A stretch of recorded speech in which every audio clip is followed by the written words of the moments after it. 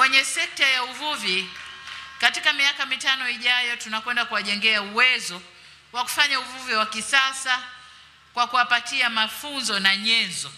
Na ninaposema nyenzo ni mitaji, mikopo ya wavuvi, lakini pia vyombo vya kufikia kwenye maeneo ya mbali na kuweza kufanya uvuvi. Na kwa kutambua changamoto ya samaki kupungua kwenye ziwa, tutawezesha wavuvi wengi zaidi kufuga samaki kwenye vizimba. Na huu ni mradi maalum wa BBT Jenga Kesho Iliyo Bora. Tutawezesha vijana wengi wafuge samaki kwenye vizimba katika maeneo ya ziwa. Kwa upande wa wafugaji wetu, tutaendelea kuongeza thamani ya mifugo yetu kupitia kampeni ya chanjo na utambuzi wa mifugo.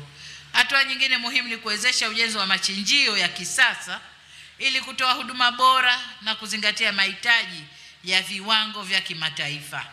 Tuna soko kubwa ndugu zangu ulimwenguni, lazima tuingie kwenye viwango vya kimataifa ili tuweze kuuza mazao yetu yatokanayo na mifugo yetu.